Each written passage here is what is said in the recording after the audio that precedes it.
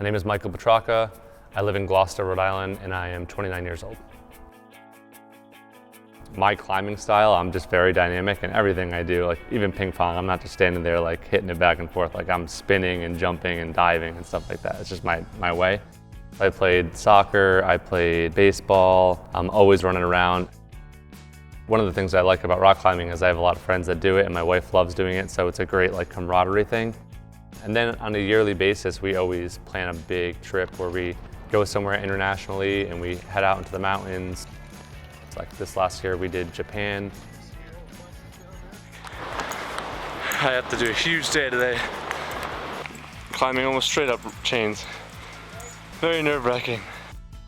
It's funny to think of me up on a rock wall or me bombing down a mountain biking hill, and then another side-by-side picture of sitting at a desk, and you look at the activities and you're like, which one hurt your back the most? And it's the one where you're sitting on the computer. I think that's probably the case. I'm on the computer and I'm doing design work, and I end up like in this contorted position, and then like 2 hours later I snap to, and I'm like, well, that was terrible for my back.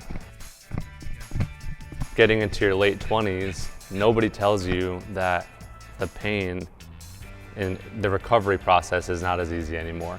Like you think of people in their 60s not being able to recover, but if you're an athlete and you're in your late 20s, you're probably doing something wrong form-wise that is gonna end up with pain. Everyone else I went to, it was like, almost, they were looking for an instant fix. So, I had a chiropractor that thought I had a dislocated rib, so it was like popping that, like trying to put that back in place. I had another physical therapist who was just focusing on dry needling. Now, I think dry needling is really important in my program, but I don't think it's just dry needling. And Amanda's made it very clear that I need to strengthen areas of my body that are basically being overtaxed. So if you're just dry needling, you're helping those muscles in the moment, but it's not necessarily gonna help you long-term heal. One thing that Amanda did for me that was amazing is, I want to get better at my sports. So she made a custom workout routine for me that enabled me to be training for my sports with my PT sprinkled in. So that really encouraged me, like I want to, jump higher when I'm spiking a volleyball. So I'm doing these leg exercises, but sprinkled into that are these other exercises that are going to help me heal.